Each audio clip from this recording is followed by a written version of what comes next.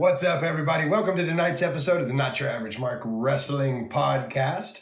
I am your host, the Tutorial Boss Guapo. With me, as always, the one, the only, the man, the myth, the legend, and any other words you can come up with. And some of them I've heard, and they're not very nice. I just want you to know that. Mike Caldwell. Mike, what's up, buddy? Hey, how's it going, man? It's been It's a day. going. It's been a day all day. In fact. As you can see, I got my hoodie on because Mother Nature finally decided that it might actually be October. A little chilly here in Lubbock, Texas. So it's been a pretty cool week in wrestling. Before we get into it, of course, I want to get some thank yous in. I want to say thank you to Ross and the boys from Labor 12 for our intro-outro music. Track's called Head Rush, album's called Monsters. They have some really cool stuff going on. Like they're working on music videos, they're putting out a second album, and they're keeping everybody posted on their progress at their website, labor12.com. That's laborxii.com. I want to say thank you to Joe and American Legacy for the Not Your Average merch. We got all sorts of cool stuff that you can find on our website or at live shows. Thank you to J-Rebs 3D Printing. You see this little piece of awesome right here. That is a J-Reb original. My boy Cameron hooking it up. If you've got a logo or any other picture type thing you'd like to have in a light box like this, then hit him up, jrebs3dprinting.com. I want to say thank you to Blind Ambition Studios for all our awesome graphics and the WrestlingSociety.com for including us in their podcast room. And of course, the one that makes all of this work and makes our website look really, really cool, or our podcast look really, really cool. I hope everybody's digging the new design. The guy, Patrick, thank you for what you do. Want to get an idea of what he does? Look at the screen. He's reworked the layout of our podcast. He's put together our website, www.notyouraverage.mark.com. You can check that out, find bios, find out where we're going to be, all the good stuff. And our newest and most fun thing, the Discord. We have a Discord available for all of our fans. All you have to do is go to any of our socials, click the About section, and you can find the link to our Discord. We do watch-alongs for Raw, for SmackDown, for PLEs. We've done one for NXT, which was awesome. We even did one for the Clown Show. It's a lot of fun. It's another platform to sit and talk wrestling with everybody. So make sure you check out the Discord. And now it's time to talk some wrestling. Let's do this. So let's start with some SmackDown. SmackDown started off pretty well. Of course, our champion Cody starting the show, but gets quickly interrupted by the angry Scotsman, Drew McIntyre. Drew not getting onto Cody, though. No. Drew getting onto the crowd, saying they are accomplices in what Cody's doing, in the mistakes Cody's making, which is terrible. Like, you don't want to turn on a crowd. He also said that it was not him that hurt Jacob Fatu. He didn't do it, had nothing to do with it, but maybe it was Jimmy. Now, where he got that from, I don't know. I don't know why he went straight for Jimmy, but this did bring out Big Jim, and the Rumble ensued. We got all sorts of fighting going on there. The MFTs come out and just kind of watch because, they got the next match. It's interesting to me where they're going with this. Of course, Saturday night's main event coming up Saturday, we do have Cody versus Drew. Why Jim is getting mixed up in all of this, I'm not 100% though. Like, that kind of threw me for a loop. What do you think, Mike? Well, it seems to me that not to play press fast forward or anything like that, but we seem to have Jimmy Uso in a lot of things. I mean, he's like inserted himself pretty much everywhere right now. Yeah, I agree with that. He's kind of all over the place, but that's not necessarily a bad thing. No, he has 100% visibility at this moment in time, which is, something, if he's involved in the storylines, they're going to be talking about him. Which is a good thing. Yes. As I said, the MFTs come out, and we've got, I'm watching the chat here. Dark Side Link, what's up, brother? Saying I like the new look. Thank you very much. Our esteemed guy put in the work on that, and it looks awesome. Like I'm digging it. It definitely is. It's a lot different, and it looks a little special. He does need to change the current topic though, because we're not quite to Raw yet. We're still working on SmackDown, but there it is. Do we like the old school SmackDown logo or what? Like, that's probably my favorite SmackDown logo.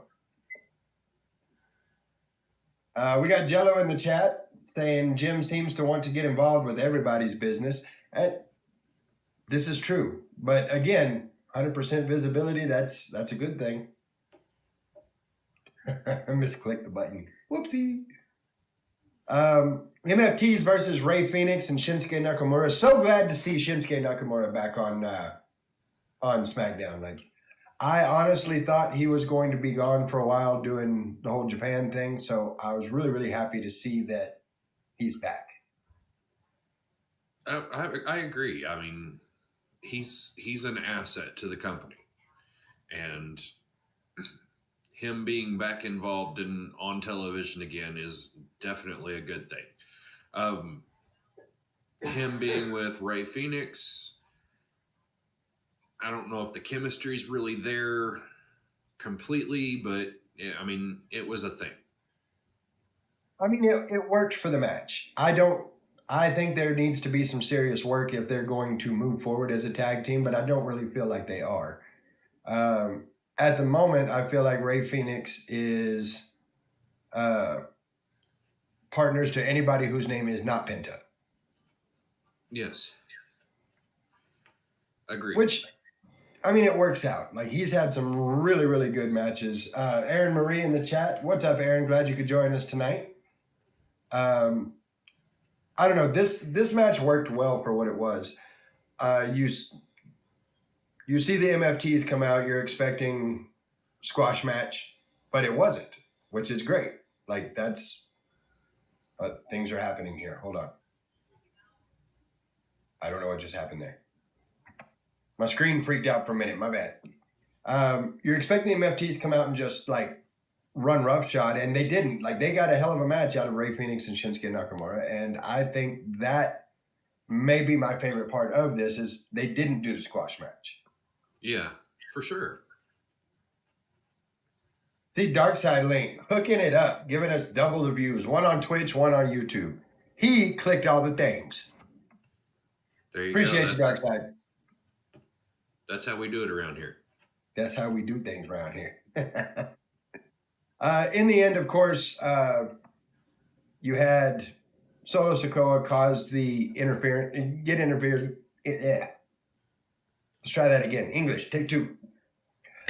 Solo Sikoa interfering and causing a distraction, which allows the MFTs to get the win. That is that. I'm looking over at the chat, something that I didn't get the opportunity to say earlier. We are on the Green streaming platform as well, a platform I don't know that I can say while we're on the podcast. Like, the guy's going to have to let me know if I'm allowed to say that. But there is another streaming platform that's very similar to the one we're currently on, and we're on that one too. So, Go Gadget. Patrick, you'll have to let me know if I'm allowed to. I can say that? Okay, good. Yeah, we're on Kick also, if you guys want to see that. We've added that to our list of places you can watch the show. Yes, and Texan Tag Team Podcast saying, and on Facebook. We're all over the place. What we got? Facebook, we've got our website, we've got Twitch, we've got Kick, we've got YouTube. Like, you can catch us all over the place. The MFTs, let's talk about them for a second. I believe that the face paint was the move. Granted, I don't think they're ever going to refer to them as the Gorillas of Destiny. No. But putting on the Gorillas of Destiny paint not only popped fans like me, like you, it makes them stand out. And I think that's what they needed. Like, the MFTs were a thing, but now people pay a little more attention because, you know, they've got the face paint and they seem like more of a group now. What do you think? I agree. Look, you can't be on it on my podcast, bro. Hey, my bad. I'm heavily medicated. Forgive me. Medicated, dedicated, hell, it's all the same. There you go. But yeah, I do agree. I'm digging the face paint. I feel like that gives them a little bit different of an aura. It does. It does. And like I said, it brings them together as a team. Whereas before you had Tama Tonga, you had Tala Tonga, you had Tonga Loa, like you had all these people, but they were just kind of a thrown together group. This feels like a team. And I like where they're going with it. Well, I don't think it's going to be too long before we see gold on some of the MFTs. Just my personal thoughts. so MFT stands for My Family Tree, right?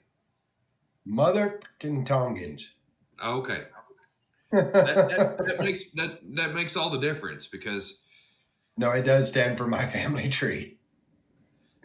I've heard Solo say my MFTs, and it's like, why are you saying my twice, dude?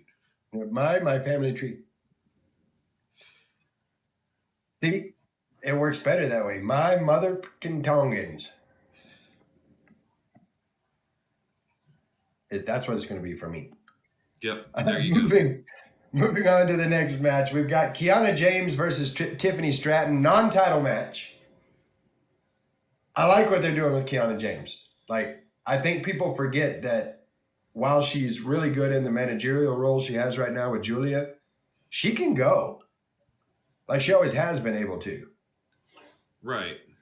Well, I mean, this is one that they ran back from NXT whenever they were over there, and dang good match. Really, really meshed well together, and yeah, Kiana James being the player coach that she is at this moment in time is a good thing for her because that keeps the spotlight on her in several different occasions. No, I agree with that. So you having been in the business for a minute, I was going to say you haven't been doing this long, but let's face it, you have. How often do you see something like this where, Tiffany Stratton's been, what, a year and a half, almost 2 years on the main roster? Uh-huh. And you have Kiana James, who's just recently moved up. How often do you see that kind of change and them immediately be able to go back to the same chemistry they had when they were both wrestling NXT? Oh, I mean, there are certain people that I got in the ring with during my first few years in the business, and then it was a 10-year gap, and then we ended up getting in the ring again, and it was like we never missed a step. So it is somewhat common to see something like this then. Oh, for sure. Because they had an amazing match. Like the chemistry was there. The only problem I have with it, and this is because I like, analyzing characters, the glasses. Kiana James glasses. She made it a point that she doesn't need them and all that. So it seems like they're just using glasses to make her look smart because she's supposed to be the smart manager and all of that. I don't like it. She doesn't need that. She can go. She doesn't need the I'm smart because I'm wearing glasses gimmick. I mean, that may be what they're doing, but several of the demographic that they're trying to grab thinks that has that somebody that looks like that's wearing glasses has that whole librarian look, and it possibly is going to get them to tune in. Yeah, I mean, don't get me wrong. I was trying to be as look. Good I'm not going to be PC about it. I'm not even going to try to be PC about it. She's hot, and the glasses is hot too. But I don't think she needs that gimmick. Like she has the talent to not have to have a gimmick like that. You know what I mean? For sure. He's trying to be all PC. Well, it was an appreciated. Appreciated. We had a United States Championship Open Challenge. We saw I think it was last week, Sami Zayn lost the title to a returning Ilya Dragunov. Dragunov.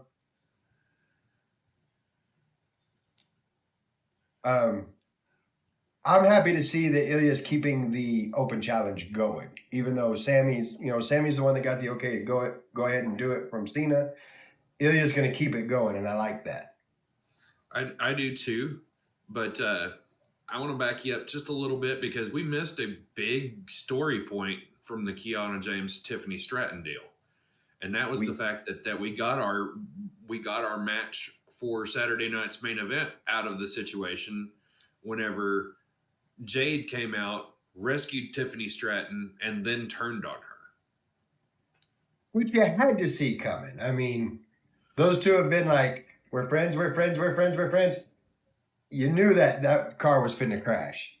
Oh, I totally saw Jade. As soon as I saw Jade, I was like, oh, it's on now. And it got me almost to think, okay, maybe they're not. And then about that time, she clotheslined the shit out of her. So it was on at that point. And like you said, that gives us our match at Saturday night's main event, which is going to be a good one. Jello in the chat saying my big issue is that the whole thing took the spotlight off of Julia where it should be. I mean, I can see that. Like, I mean, she's the champ. I don't know why she doesn't have more matches than she currently does.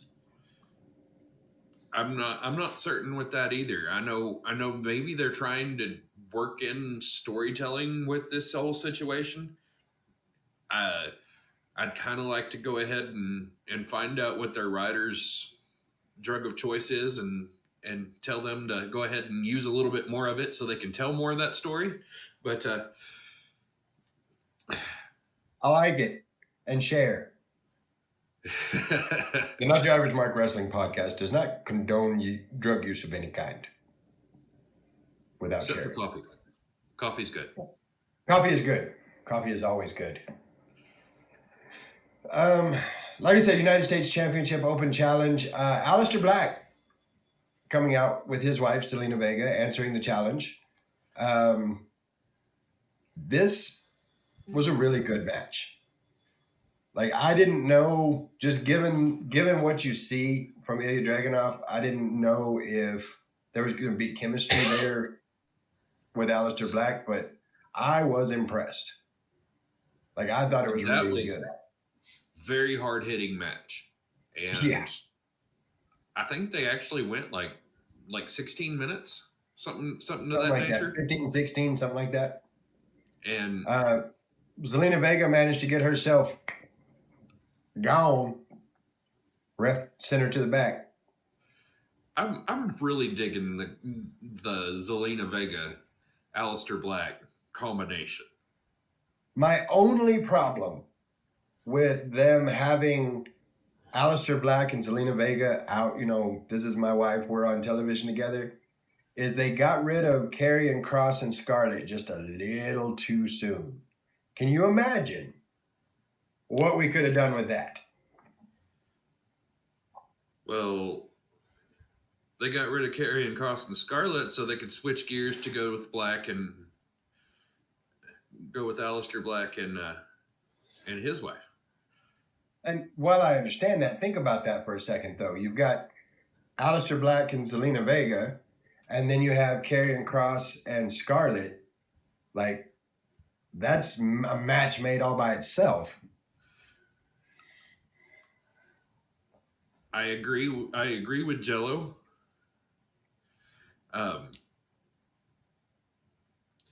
And the only thing I'm going to say, and it may break a couple of people's hearts, but Aleister Black bumps better than Kross. I mean, you're not wrong. He does bump better than Kross. Kross has some, in my opinion, better moves in the ring. He's got more of an assortment of moves, I should say. But Aleister Black does bump better than Karrion Kross. I'll give you that one. For sure. At the end of this match, of course, after Zelina Vega sent to the back, Damian Priest comes out because he's still not real thrilled with Aleister Black and wanted to make sure he was well aware of that fact, which, of course, gets Aleister Black, or gets the match thrown out. Your champion is still Ilya Dragunov. Yes. I hope at some point we get the three of them in the ring together. That'd be a hell of a match, man. Aleister Black, Ilya Dragunov, and Damian Priest in a triple threat. Whew. We're talking about a hard-hitting match. I can see that being a Survivor Series match, possibly. Bring it on. Like, I would love to see that. That brings us to our main event. Big Jim, Jimmy Uso versus Drew McIntyre. Now, I'm not going to lie. I didn't get a chance to see much of this one. Did you, Mike? I did, but I didn't. I listened to a lot of commentary. I'm going to let you talk about this one then, because I didn't get to see much of this one. Big Jim kind of showed out. He did. But ultimately this was Drew's match to win. Because he is in the main picture. He is the one that's going against Cody Rhodes at Saturday night's main event. So it made complete sense for Drew McIntyre to get the W on this situation. It does. I mean, but Jimmy did not go down without a fight. And I like that. I like the fact that while Jim's not winning a whole lot of matches right now, he's not losing a whole lot of matches either, if that makes sense. Like, he may get the L in the book, but his performance in the ring is good. Strong. Very. So, and it still goes back to the whole deal where Jimmy Uso is involved with CM Punk, Jey Uso. Jimmy Uso is also involved with Drew McIntyre, Cody Rhodes. He's in the main event circle at this moment in time, like I was saying earlier. But is that something that they're trying to tell? We will have to wait and find out, see what happens. I hope that it is. Like, I feel like Jim deserves that. We've got main event Jey Uso, who's had his push, who's had his championship. I wouldn't mind seeing Jim in the main event picture. And with everything going on, let me paint for you a word picture. We go to Saturday night's main event. You got Punk versus main event Jey Uso. Jey Uso wins Survivor Series, or maybe a little further down the road. I don't know. We end up with Jimmy versus Jey for the title. How great would that be? Oh, it's coming. If that's the road they take, then it's coming. But honestly, I feel there's a lot of things that still need to happen for the November PLE that have not yet. That's true. That's very true. We've seen MFTs teased with the Wyatt Six, which could be a possible War Games situation, or it could be a classic Survivor Series match. Which I'm interested to see they're going to do a War Games match. You already know that. Yeah. But I wonder if they are going to do a classic, 5-on-5 Survivor Series match. Well, it'd be a 4-on-4. Well, yeah. Unless they were going to get Shinsuke in the mix with the Wyatt Six. Which, he would almost fit, honestly. I could see it. All in all, I thought SmackDown was pretty good. It built well to what we've got going on with Saturday night's main event. Granted, not the go-home show, but a good building show. I'll give it an A. I dug it.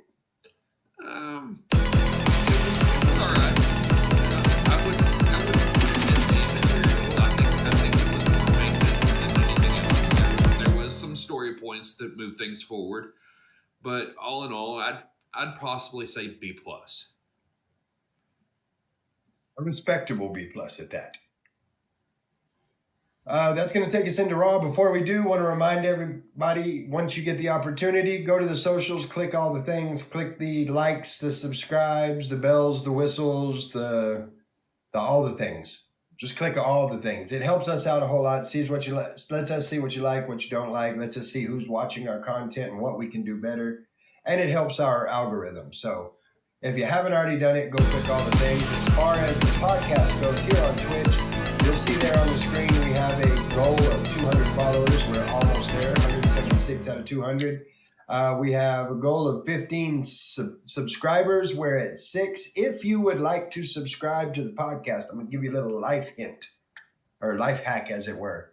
If you have Amazon Prime, you can go to subscribe, and it's going to have the pricing of everything. And right below where it says pricing, it will say use Prime's free Prime sub. You can subscribe to our channel absolutely free with a Prime sub if you should so choose to do so. So if you have the opportunity, if you can do it, we'd appreciate any subscriptions and follows. Go tell all your friends, all your family, your granny, your granny's friends, their friends, everybody to come click all the things. Let's get into Raw, shall we? Let's do this. I was pretty impressed with Raw. I enjoyed watching this. Before I get too far into it, Jello saying, don't forget NXT put on an excellent Halloween Havoc. They absolutely did put on a great Halloween Havoc. Like, it was a good show. And I don't have my notes here for that, but that is something that we'll be talking about maybe on the next podcast. We may talk a little bit about the implications of Halloween Havoc. With Raw, though, we got a chance to see main event Jey Uso come out, and it only took him like 25 minutes because, had to run it back. He gets in the ring, and he starts talking about Roman's in my ear, and Jimmy's in my ear, and everybody's mama's in my ear. Everybody wants to be in my ear while I'm finally listening to me. And he starts in on it. And I'm still waiting for my royalties from CM Punk, by the way. What am I talking about? I'm glad you asked. Jay gets ready to do his thing. He says, 4 letters, 1 word. The record scratch hits. And I say, 4 letters, 1 word. Punk. And out comes CM Punk. And CM Punk does what you didn't expect him to do. He gets in the ring. Of course, the whole crowd singing Cult of Personality because it's an awesome song. Music fades off. He goes to put the mic to his mouth, and he stops. And he says, and he looks around and does it one more time, and they start the music back up. And I'm like, all right, I see what you're doing there. And so he tells Jay, he's like, I'm sorry I stole your stuff, okay? My bad. But 4 letters, 1 word, Punk. So I said that first. I'm going to need my royalties from Mr. Punk. My people will call your people. Well, just tell him directly. He's watching the podcast. I mean, why wouldn't? Of course, CM Punk's watching the podcast. Why wouldn't he be?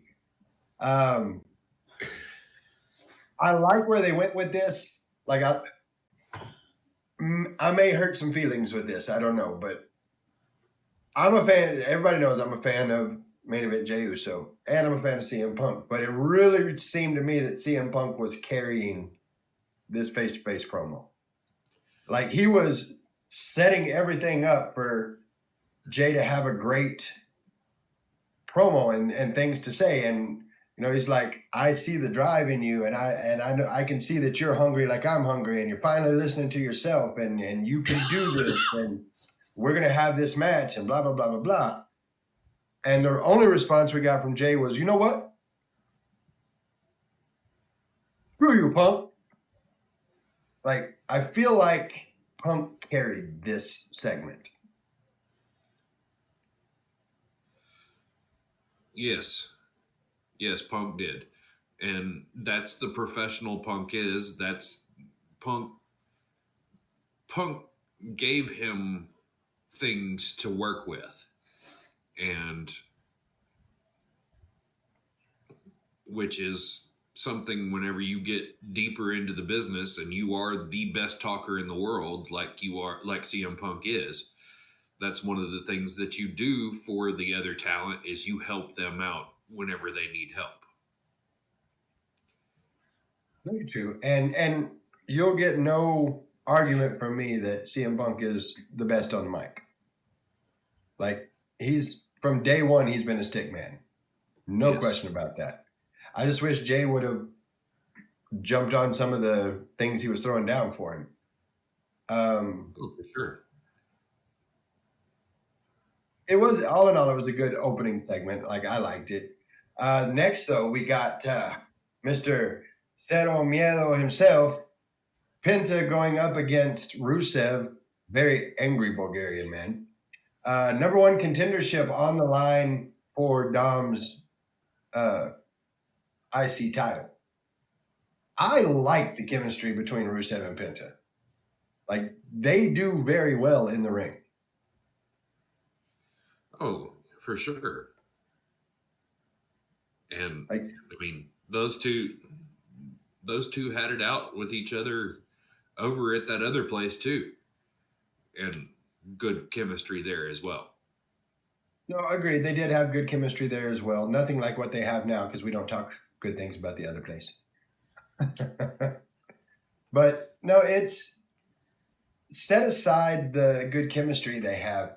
I enjoy the fact that they can have the kind of chemistry they do with being so different in wrestling styles. Of course, Rusev, the big guy, the brute strength, Penta, quick, fast, in a hurry all the time, high flying, and still they can take both of those things and make it a good match on both sides of the match. And that's why I enjoy watching matches like this. Yeah, and the outcome of the whole situation was the fact that what do we call them? See, it was Grande, Vente, and it's Tall, Grande, and Vente Americano. Yes. Los Americanos. They come out from the back after a slick phone call from Dominic Mysterio and start putting a whooping Allegedly. to both. Huh? Allegedly. Allegedly. They start putting a whooping to Rusev and Penta until they didn't, because Rusev got up and put the whooping to them. I do like. I can't with the Americanos. You know that. I get that's. I do like the fact that they're using that Dom reaching out. I got a phone call to make. I got people on standby kind of thing. I do like that they're using that. I just don't like the Americanos. I don't like the gimmick. I don't like it. It gets good heat. It started, and before you say anything, yes, I know about Sami Zayn, and we'll discuss that in a minute, but it started out as something funny that Chad Gable did. And now it's a team. It's a whole thing. To me, it doesn't work.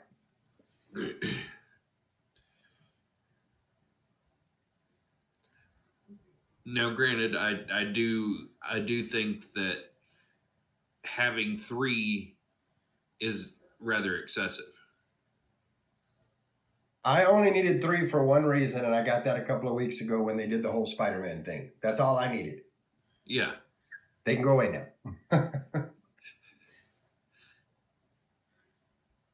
Looking over at the chat, we've got Janine Wade in. Janine, glad you could join us. Welcome to the show. So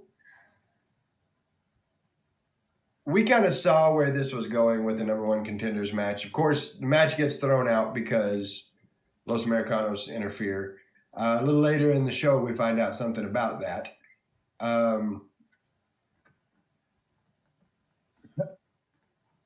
Jello saying the gimmick will be done by the time Gable gets back. I kind of think you may be right about that, Jello. We go from that into Nikki Bella versus Roxanne Perez. Of course, this match coming from last week when La Primera herself was going up against Roxanne Perez, and at the end of the match, the Judgment Day decides to beat on Stephanie Vaquer, and out comes Nikki Bella for the rescue, and thus we have this match. I thought it was a good match. Like, a lot of people are saying Nikki Bella is still 1 or 2 steps slower than she needs to be. I don't think so. I think she did good. I think the speed of the match was good. And even if she is a couple of steps slower, Roxanne Perez did an amazing job of keeping the flow at whatever pace needed to be set. So, oh, for sure. That's how I feel about that. But Nikki also was in the generation where, it was slower than slow and slower than that. Mm-hmm. And she got her pacing from that. And the new girls like Roxanne and everything else do have a higher gear. But it is good to have that person to slow them down somewhat to get them to where things work a little bit better and there's things that are sold and registered better. No, I agree with you. It was a good match all the way around. Of course, we get a little bit of interference from Raquel Rodriguez. Ends up costing Nikki Bella the match. Roxanne Perez gets the win. We get the beat down. Out comes La Primera to make the save. This is going to end up being a tag team match very, very soon. Playa. What tag team match, playa? I was going to say, you done dropped in with some Teddy Long, just out of random Teddy Long, out of nowhere. Hey, you say tag team match, and it just that's the automatic thing that goes in my head. It's a tag team match, player. We go from that to LA Knight versus Braun Breaker. The reason for this match being Paul Heyman saying, look, there's one other person. Because we had a pretty good promo from LA Knight. It wasn't the animated big promo we usually get from LA Knight. It was a very serious look. I don't care if it's CM Punk or main event Jey Uso, whoever wins that belt, I got next. Period. So Paul Heyman tells the Vision, look, there's one other person who has the same vision that we do.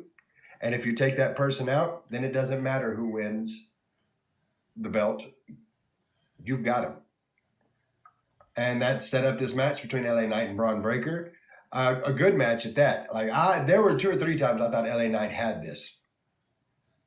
I said this during the live stream or the Discord, the watch along, and I'll say it again. Is there a point, in your opinion, Mike, in which the no sell from Breaker gets old?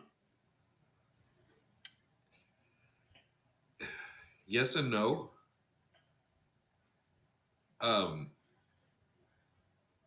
I still think there's a learning curve, and the size difference is not super adamant between the two. So, True. Yes, it gets old, but it also needs to be a developed trait where, I could see him doing more of what he's doing against somebody like Axiom. See, it kind of makes sense there. But in a match like this with LA Knight, I don't know. It just bothers me I got my head crushed and I can't see. Just kidding. I'm going to jump up to the top rope and, do this. My leg's broken. I can't walk at all, but I'm fixing to run 23 miles an hour and do a spear right after that. That's the part that bugs me. That's still the green part of it. That's fair. He's still green, he's learning how to get that stuff, and he's got Paul Heyman in his corner now to help him with those kind of things. So he's going to be able to. Paul is going to make him watch tape and say, "Okay, well, what did you do wrong there? What can we do to make this better?" I'm going to have to agree with Jello on this fact. The Killer Bees did not do a post-match beatdown at the end of this match, and that needs to continue. Well, not every match has to have an afterbirth, but a whole lot of them as of late do, and that's why it's refreshing in this case, because I think at this point you're expecting it, and that's why it was refreshing to see that didn't happen.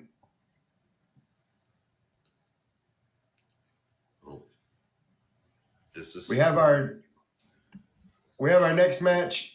This one's set up after Adam Pearce is looking for Dominic Mysterio. Can't seem to find him. He seems to be hiding a little bit. Finn Balor, JD McDonough come up to ask. Well, one of them came up to ask. The other one just kind of told Adam Pearce. JD McDonough is like, I'm here to talk about our rematch. And Finn's like, whoa, hold on now.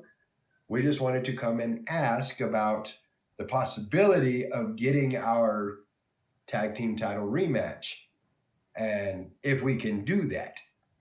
And he's like, after what you pulled, that's what you're already busy. You can't have a match because one of you is going to go against the guy that you illegally eliminated from the match last week. Sheamus wants a piece of one of y'all. And JD's like, you know what? I got this. And when I come back, we're going to talk about this. So we get JD McDonough versus Sheamus. The more I watch JD McDonough, I like to talk a lot of shit about JD McDonough. From his, 5-head to him being like a crash test dummy. I talk a lot of shit about him. But the more I watch him wrestle, the more I like JD McDonough.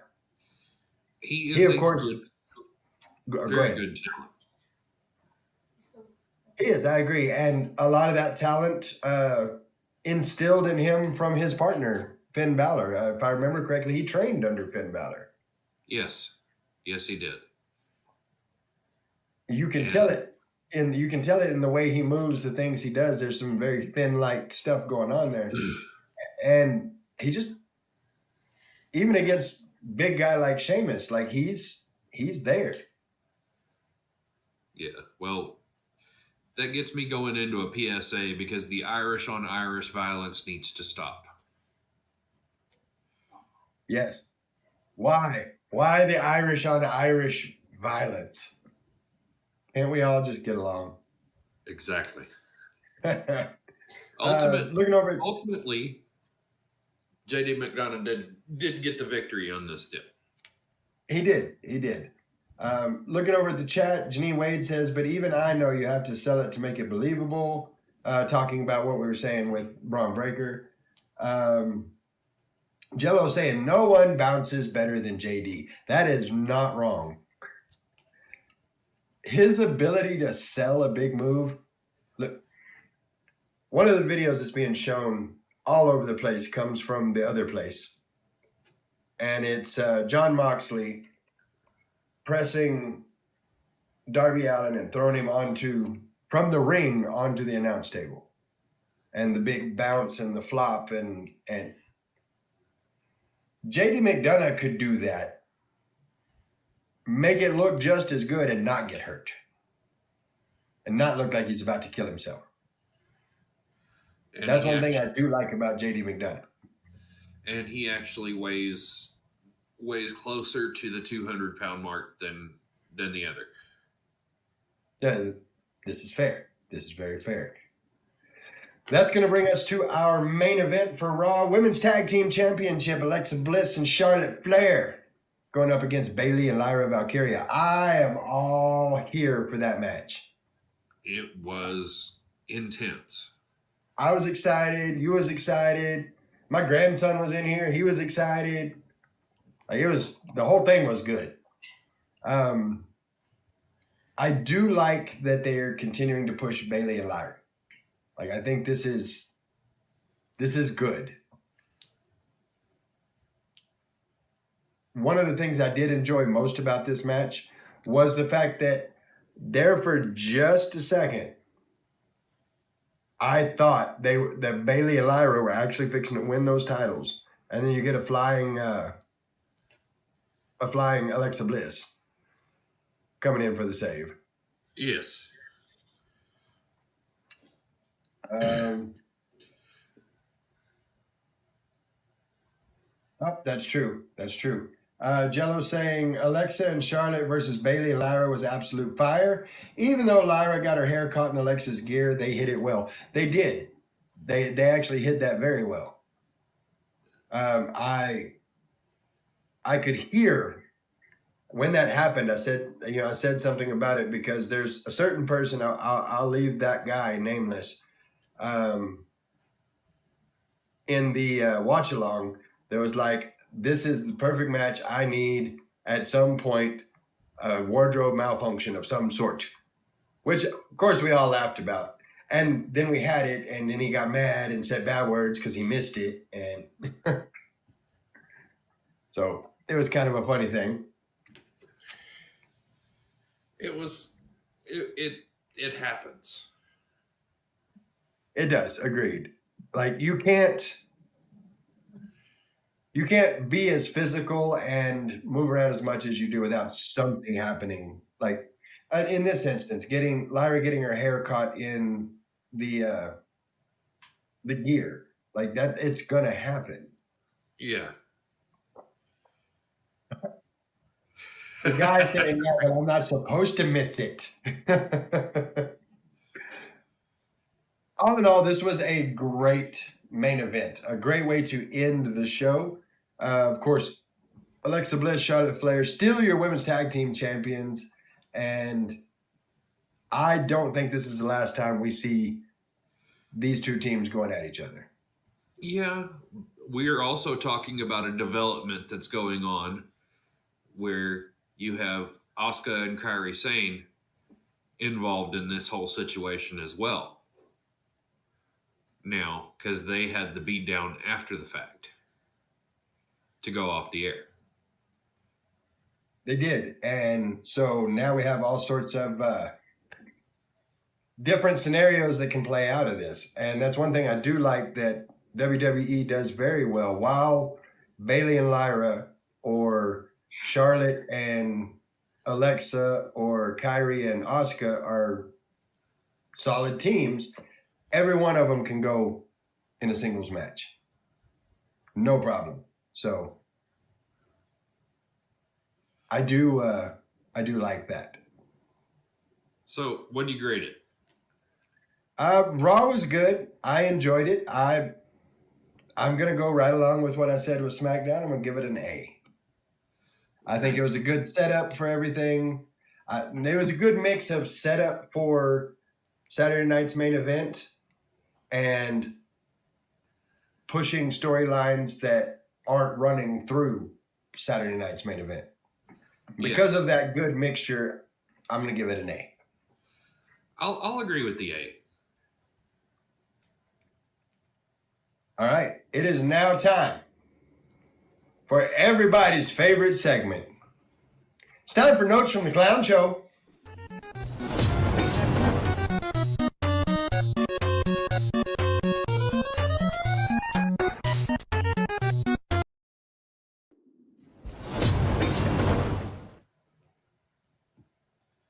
Tony Khan. You, sir, are a clown. And I'm going to tell you why. Number one, Wrestle Dream. Let's talk about this for a minute. Do you want to watch Wrestle Dream? I know you don't, but act like you do. Well, you can do that. You can get the Wrestle Dream pay-per-view. It's only $50. And for that $50, fans paid for it and then report that the feed cut to a pink screen and never returned. So not only did you pay $50 to watch what I'm going to say was a subpar pay-per-view, the biggest part of the pay-per-view you had to hear about on the internet the next day because the screen cut out, so you didn't get to see Sting show up. Yes. So, proving that he is a clown, and I've got to go. I got to go with Camino on this one. Camino, by the way, what's up? Glad you're here. AEW, all embarrassing wrestling. I like that. I like that a lot. If you're Tony Khan, and you know now, that damn emote. If you're Tony Khan and you know that your screen blanked out and everybody that paid $50 for your pay-per-view missed the biggest part of the show, missed the biggest surprise in the show, how would you explain that? Oh, well, we'd pass the buck on to somebody else, wouldn't we? Oh, absolutely. And that's exactly what happens. Tony Khan acknowledged the error at the post-show press scrum, blaming an internal issue with Prime Video's system. Not his problem, so he does not have to refund anything. So the Wrestle Dream concept was supposed to be in honor of Antonio Inoki. Yes. I love the fact that some people are actually calling him Antonio Kanoki.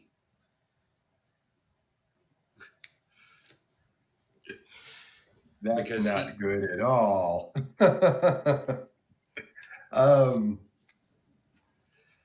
So we get through all of this. If you're going to have Wrestle Dream, if you're going to have a pay-per-view that's going to cost $50, I can't get past that. $50. Why you got to say it that way?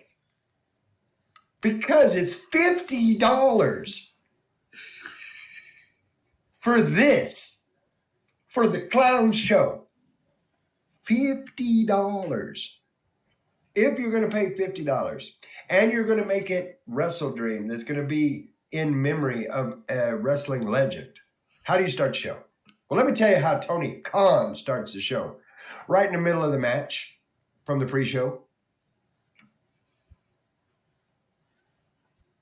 Yep, we just start right in the pre-show. Has got a match going, you start right in the middle of the match.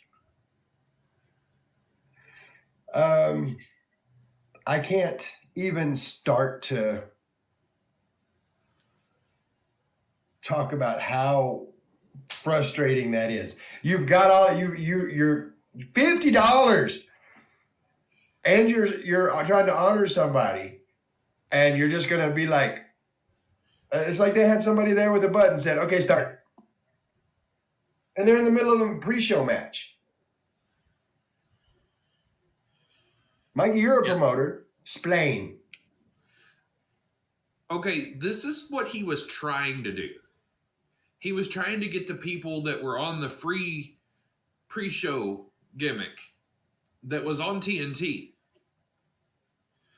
to, oh crap, all of this is still going on, and now it's on the main show, so I got to go buy this for $50. $50. That's where his head was. But all in all, you want me to tell you where his head was? I know where his head was. Yeah, Dave Meltzer's ass. But that's beside the point. I don't know how we get there with Tony Khan. I will say, and this does kind of reference notes. You know, we'll go ahead and call it number next thing. Number next thing. I have a new hero as it pertains to the clown show. And his name is Nick Lopiccolo. I hope I pronounced that correctly. And he had a message for one Dave Meltzer. And I believe everybody that's watching or listening at home knows exactly how I feel about Dave Meltzer. Let me read the message. It says, you don't cover business, Dave. You cover fanfic with star ratings. You spent 40 years grading matches like a Yelp critic while people who actually build this industry negotiate billion-dollar mergers. You don't understand media rights or even what I write because it's not about your comfort zone of stars and nostalgia. You're a relic of tape trading, pretending to be a reporter in a world of streaming rights, balance sheets, and shareholder calls. You don't correct misinformation, you create it. What you do isn't business. It isn't journalism. It's cosplay. Perfect time of year for it though. It's Halloween. That man is my hero. Set up the headstone. Rest in peace, Dave Meltzer. Because he killed it. Just wanted to share that out there because, screw Dave Meltzer. I don't like him. Looking over at the chat, we've got Janine Wade. Okay, you already said the clown show. Did you expect less? You make a valid point, Janine. You make a valid point. Jello saying Tony moved Collision to avoid low viewership against Survivor Series to Thanksgiving night against the NFL and expects no effect on this show. Look, Netflix from time to time changes the start time, even in the United States. Set aside the fact that they go over go overseas and change time for that. There are times in the States, if there's a very solid, very popular Monday Night Football game going on, they'll change the start time on Netflix to not go up against that Monday Night Football game. So what the hell makes Tony Khan think the NFL is not going to cause problems with his show? Okay. Thanksgiving. There's two things that are synonymous with Thanksgiving: food and football. And clowns? Well, apparently. I honestly get where he's going with it, because history was, back in the day, Survivor Series was a Thanksgiving night tradition. It was. And it was a deal they did on Thanksgiving. And now Tony's the gobbledygook. It also didn't work very well in that sense, so they changed it. No, I agree. And Camino's right. He's sadly to say viewers will always be football over wrestling. And I agree with that. I don't agree with the sentiment. Like, I don't necessarily think sports ball over wrestling, but I agree with the fact that viewers are going to be that way, especially on Thanksgiving. I mean, I know certain viewers that you get the right Monday Night Football game on, and they're not going to tune into Raw. Exactly. All right, next thing.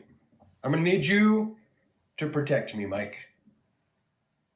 I need you to protect me from Amanda Huber. You see, first off, do we know who Amanda Huber is? I do, but maybe our viewers don't.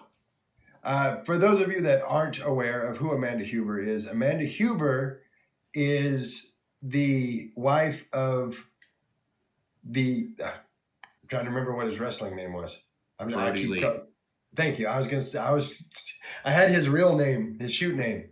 This Brody Lee's wife, and she works with AEW now, is a member of their team, and just went off in very unprofessional manner on an online critic.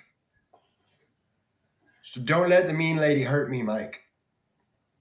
It was very unprofessional the way she went about this. Now, I know what a lot of people may be saying right now. It's very unprofessional the way I talk about AEW. But I don't work for, if I worked for WWE and said the things about AEW that I say, that would be a whole different thing, because that's completely unprofessional. But this is my podcast. I can do this. As a person that works for AEW, you cannot go off on online critics. Oh. And the guy didn't even really say anything bad. He said that he had some problems with WrestleDream, and these were his problems. These were the bad things. These were the good things. Like, I could see her going off on me because I talk all kinds of shit. But this guy was like, this is what I liked. This is what I didn't like. Well, I mean, I'm sure that now this online critic is probably getting a whole lot more views, because people are going, wait, why is she saying what she's let's go find out what this guy's all about. So, Amanda Huber, by all means, please assault us verbally. Come on with it. The last thing I'm going to talk about with the clown show is it's more of a question. And I pose this question to you, Mike, and to everybody that's watching, everybody that's listening. Do you think the tribalism that AEW uses, which, of course, AEW versus WWE, you're one or the other, do you think that hurts their business? It's a question I've gone back and forth in my head over, because I can see ways that it does and I can see ways that it doesn't. So I wanted to get your opinion. Does the tribalism hurt AEW? You don't want my opinion. I do. Okay.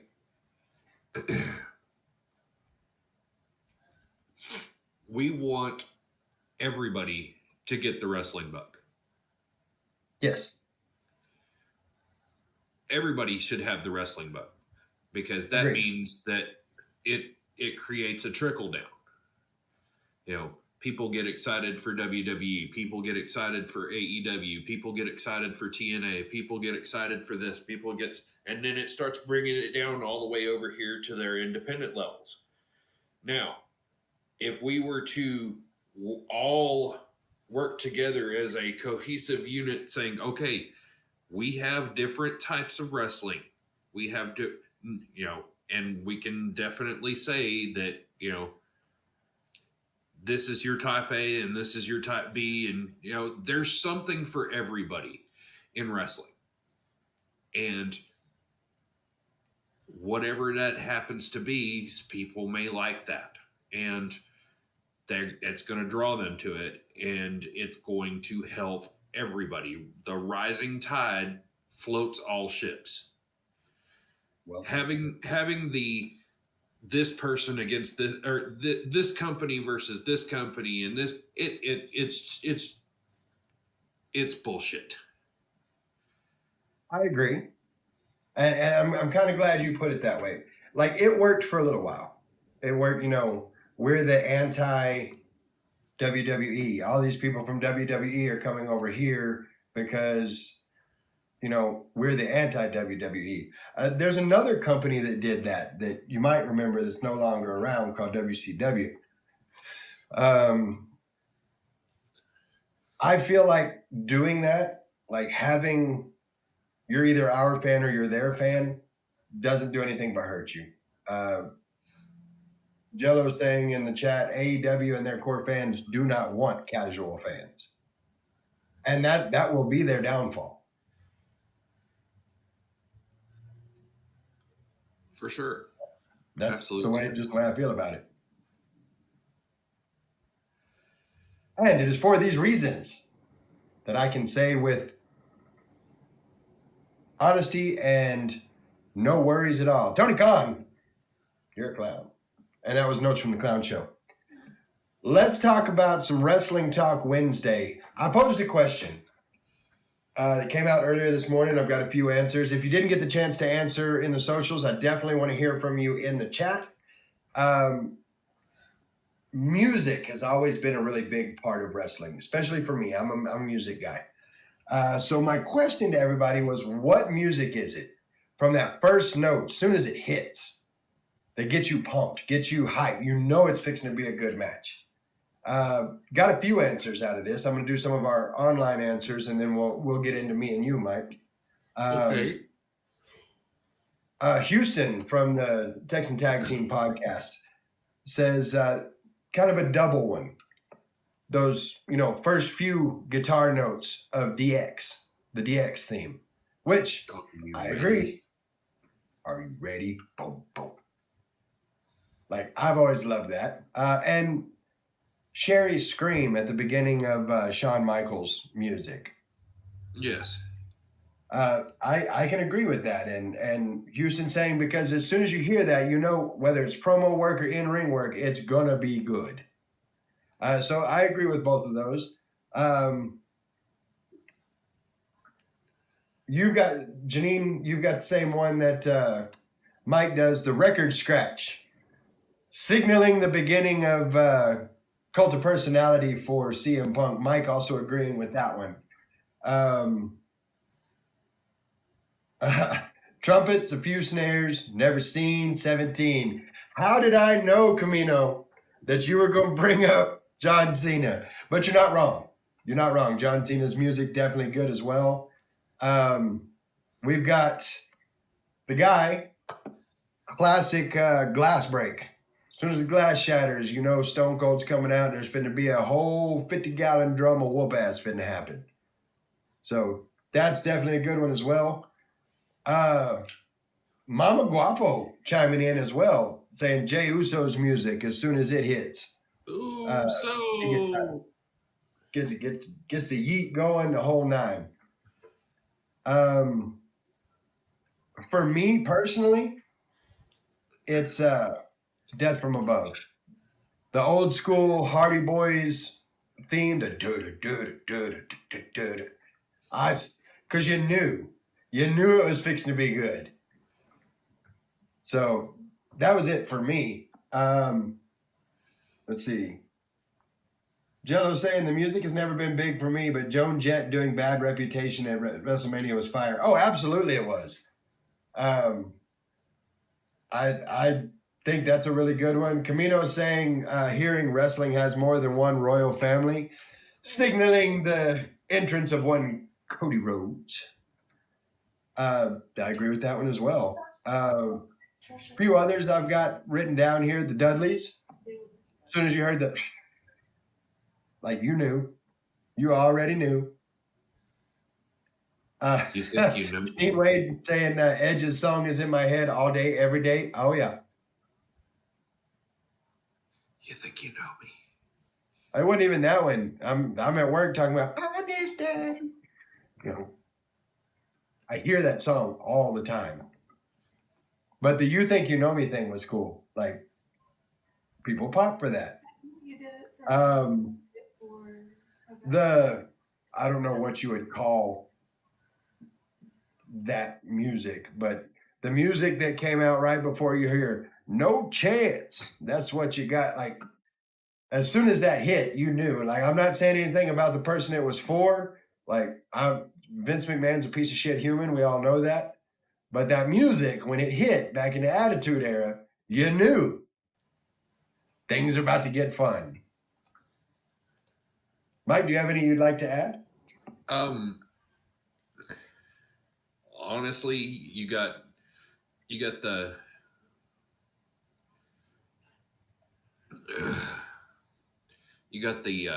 I hear voices in my head Uh-huh. for Randy Definitely some Randy Orton. Stand Let's not back. There's a hurricane coming through. I was really into the intro before the intro. I get that. In you know what I liked about the product for a long time, and you know everybody had their little things that they had that made their music their music. True. You know, I asked this question at work, and you could tell who some of the older school people were because I actually had somebody say the "Hello Ladies" from Val Venus. Yeah. Ain't thought about that one in a minute. The car crash, absolutely. Got the Sauce in here. What's up, Sauce? What does everybody want?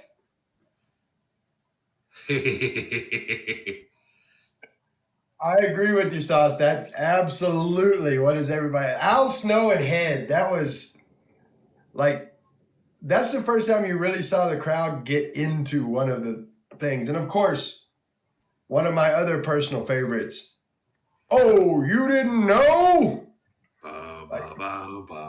The New Age Outlaws getting everybody into. I feel like, and correct me if you think I'm wrong here, but I feel like you don't get the response from the crowd that the New Age Outlaws get without Al Snow and Head. Like, I understand that Al is this jabroni's name, but you don't get that kind of reaction without, what does everybody want? Oh, the sauce talking about I'm an ass man. Boop, boop. Yes, for sure. There was just the music, and we're forgetting probably the most recognizable, the most, I don't know, the biggest one in my opinion, and that's the gong. Yes. Signaling the Undertaker. Like for years, 30 of those to be exact, that gong meant trouble. No, we're not saying anybody's name. Okay, see, now you're making my eye twitch, Camino. Say his name and he appears. We believe in Bo Dallas. Wait a damn minute. That's not how that goes. No, I do think music is just as big a part of the production of wrestling as the wrestling. Honestly. And I love that we can sit here and talk about the music. One of the things I see in there is from Camino, the heartbeat, Taz. Don't. Beep. Dug that.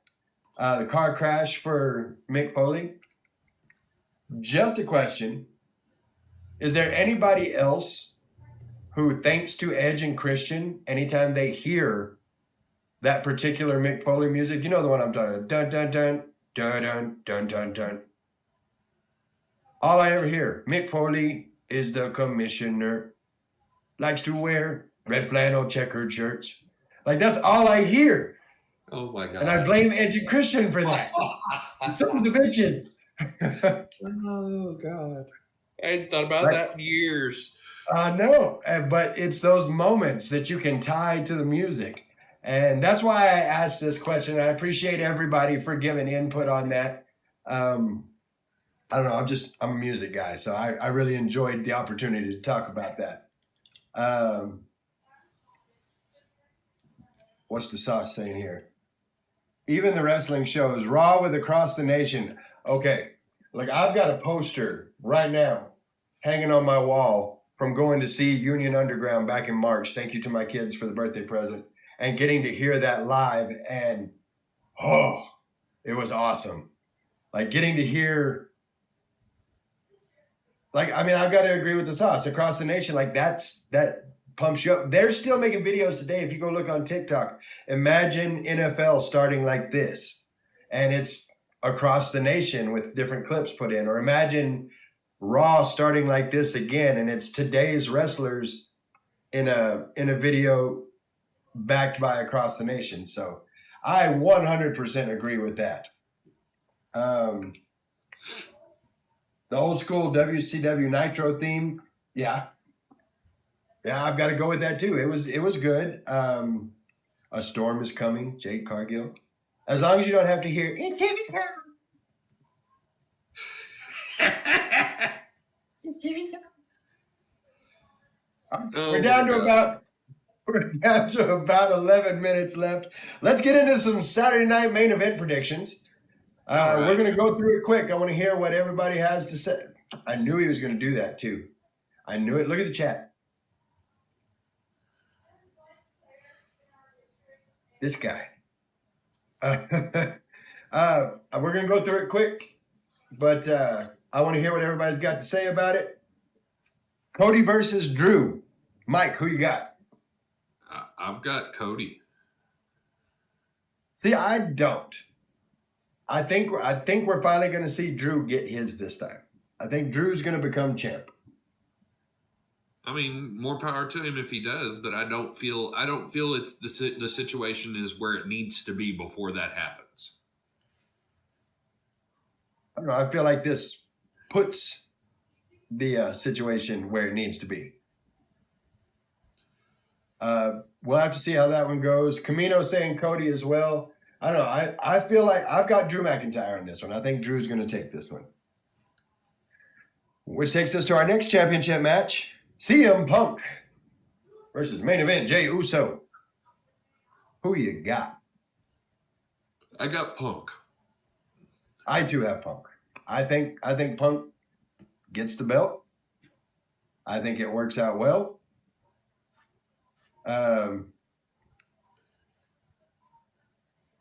Jello saying Cody, please.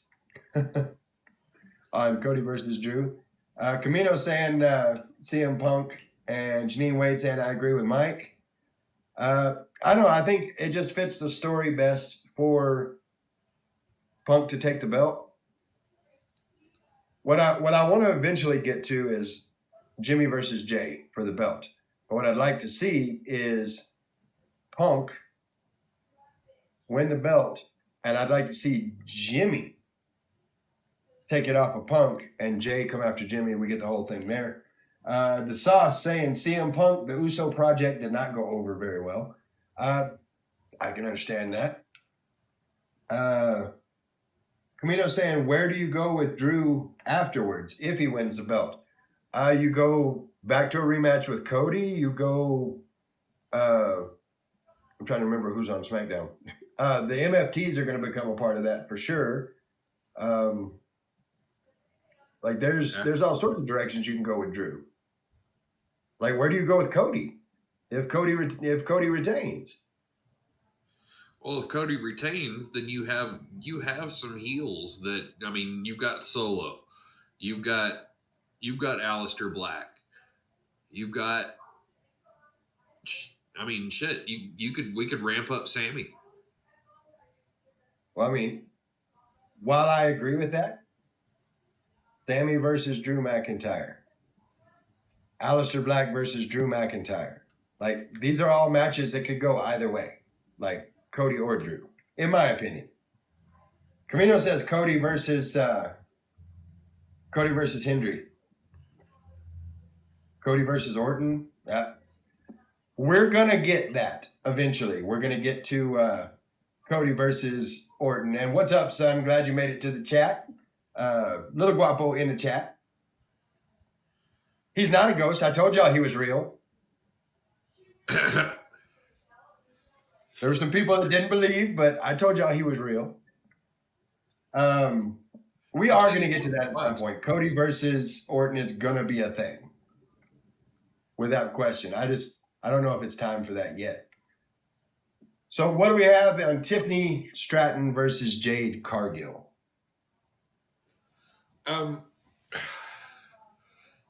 You know, what I want and what's really going to happen are two different things. You know, okay, do tell. I want Jade to win because I feel like having that to help her get to that next step where she needs to be is going to be a good thing. But honestly, I still feel like Tiffany Stratton is still going to get the W and continue to go. I could see it. Like I could see Tiffany going on. I feel like we get Jade. The Sauce is going exactly where I was going to go with this. Jade wins the belt here. Bianca wins the Rumble. Mania, you get Jade versus Bianca. And if they want to throw a little fun into that, you know, we get a triple threat with Tiffany, or something happens and Tiffany and Bianca have to go for number one contenders. Like there's so many ways to go with that, but I do feel like we get Jade versus Bianca at Mania. And the best way to do that is for Jade to win the belt and Bianca to win the Rumble.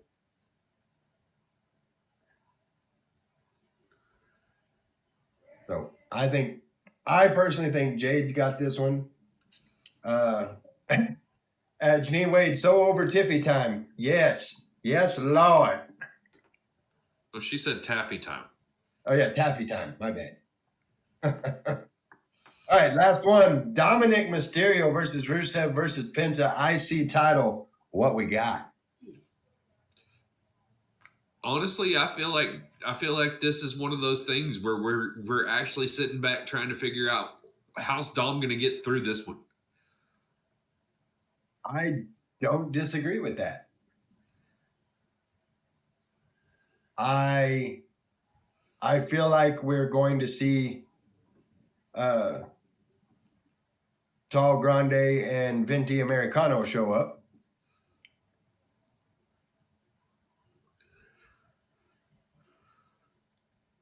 Like, I feel like that's going to be a thing.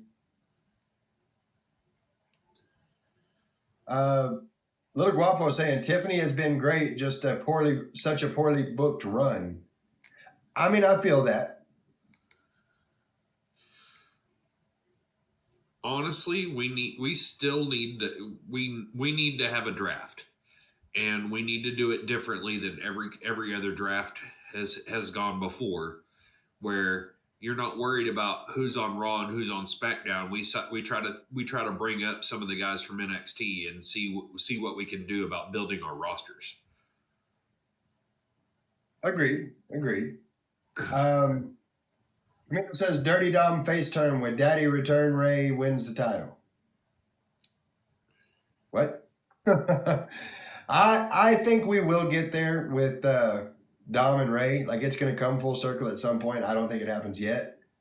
The Sauce saying Dom retains with sneaky Guerrero tactics. I can go with that. Jello saying ABD, anyone but Dom.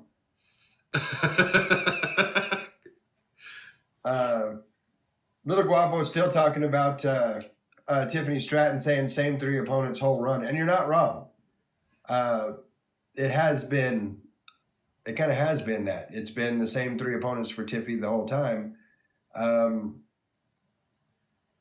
I feel like giving her a chance to chase, like pulling the belt and giving her a chance to chase and build heat with other people, gives her a chance to get the belt back and have a much larger opponent base.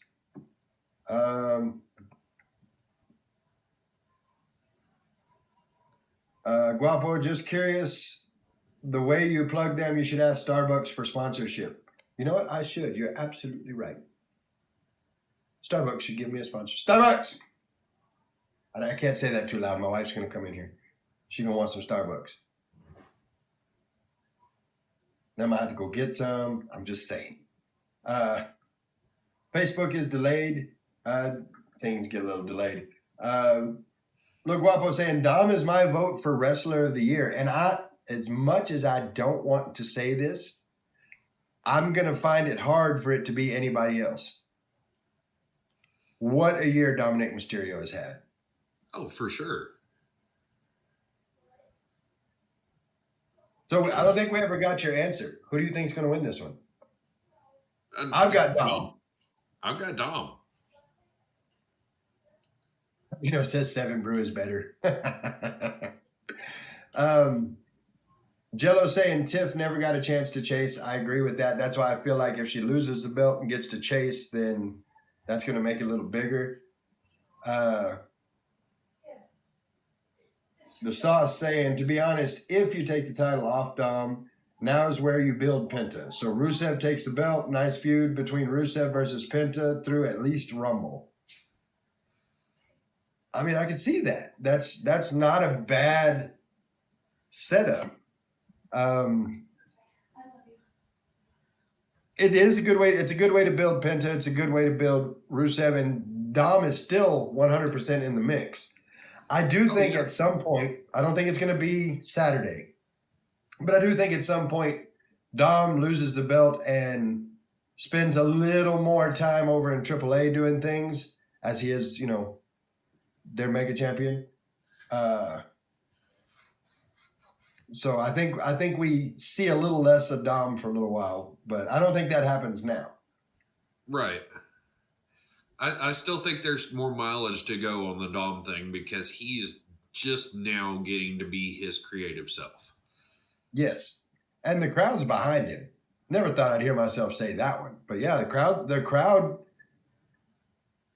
Penta tried to do it's been a few weeks ago, Penta tried to do the Three Amigos and the crowd booed him for that. And then cheered when Dom did it. Yeah, for sure. So it's going to be a good show. We may get another match added tomorrow night. I don't know. You do know how Triple H likes to do his 5-match shows. So There is that possibility. So Camino says, Cena AA's Dom, face turn from the Attitude Adjustment, Ray crowns Dom king of AAA Lucha. That's a whole lot of moving parts right there. All right. That's our predictions for Saturday night main event. We've got some local wrestling coming up. We've got some of the best West Texas independent wrestling you're going to find coming up November 8th at TMW Event Center in Levelland. BCW Texas bringing you Draw the Line. This is, of course, the show where we get the opportunity as fans, as talent, as everybody in the building to show our appreciation for our veterans, the people that are out there fighting for our right to be here and do this. So Yes. This show always a big deal for me. Very much so.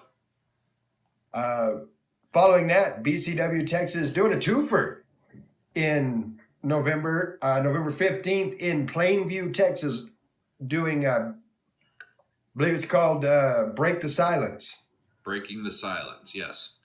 Breaking the Silence, a show, you have to correct me if I say this wrong, but my understanding this show is a fundraiser all about, see, there it is right there. All about mental health and suicide prevention and awareness. I can't think of a better reason. We all know someone. And I just know that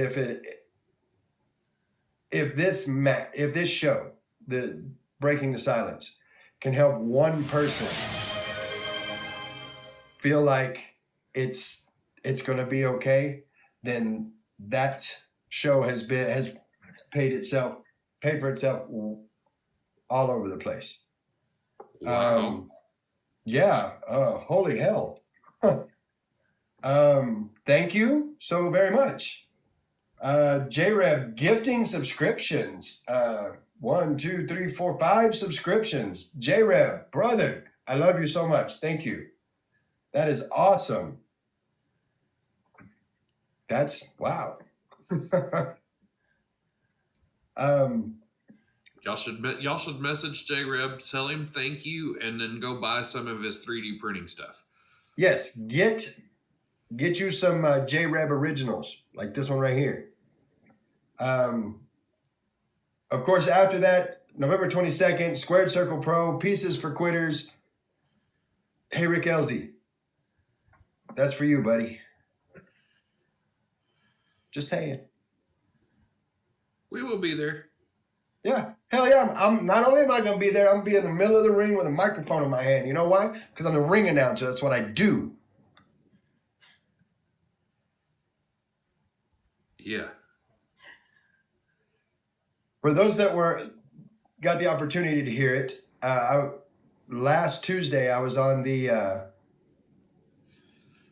Texan Tag Team podcast, and Rick decided to pop in and blah blah blah blah blah blah. I got the standard Rick Elsey promo. Well, I did this and I did that, and everybody's against me, and man. So, like, it was your standard Rick Elsey promo. That's all it was. And I said nice things. Like, I gave him all the flowers for building Squared Circle Pro, for having the only women's division in West Texas, for all the things he's done, and still got things he wants to come on and bitch and moan and complain. You know why? Because he's just like the thing he hates the most. He's just like the internet wrestling community. Bitch and moan about everything. He would be pissed off if I hung him with a new rope. Just saying.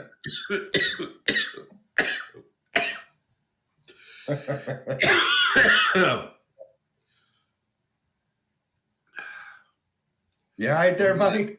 Don't do that. Good stuff. Good stuff. If you haven't had the opportunity, you need to check out some West Texas independent wrestling. It's going to be good stuff. I tell you what, you guys check this out because this is going to be really cool. It's time for final thoughts. Pretty cool, huh? The guy has put some serious work into all of this, and I think it's freaking awesome.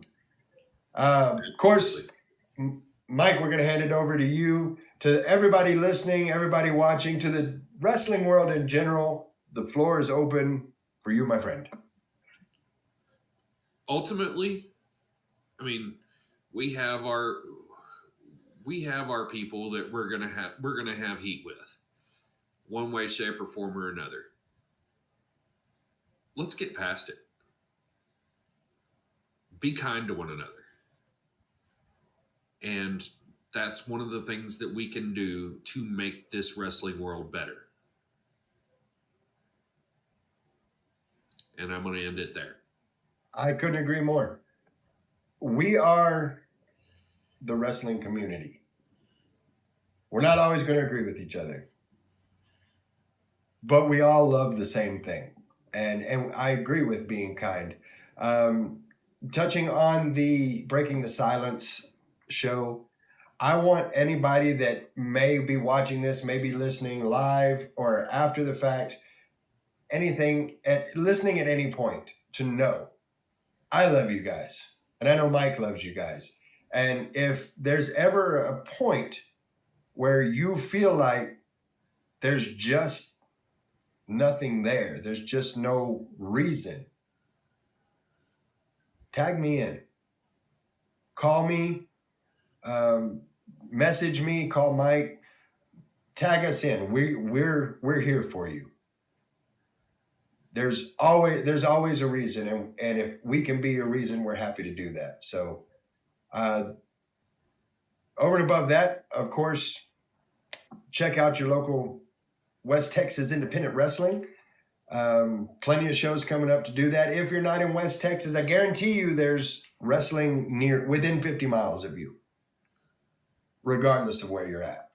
I want to thank everybody that's been in the chat. I want to thank everybody that's watching, everybody that's listening. J-Rev, I don't even know what to say, brother. Thank you so much for all the gifted subs. It's been a lot of fun. Thank you for giving me a platform to talk wrestling with you guys. I can't thank you enough for that. Mike, of course, thank you for being on the show. Always a pleasure to have you on.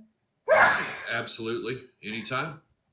And I think that's going to do it for us tonight. Next week, we'll be back to our regularly scheduled programming. We'll be on Thursday night. Tuesday and Wednesday night, you can check out Texan Tag Team Podcast. They're a great group. They do lots of fun stuff. You got, what was it, Turnbuckle Tuesday, and then Sports Ball Wednesday, because I don't know what they call it. Check them out. They're good dudes. I think you'll enjoy their show. I'm not going to be here Friday because it's our last Friday night of Nightmares, so we won't be having the watch along. But moving forward, we will be having our Raw watch along, our SmackDown watch along, PLEs, all that good stuff. We'll get back, now that October's about over, we'll get back to the norm. And I can't wait for all of you to be there. So I will see everybody on Monday night for our Raw watch along. Until then, I'm Guapo. That's Mike Caldwell. And we're not your average marks. We'll see you next time. Yeah.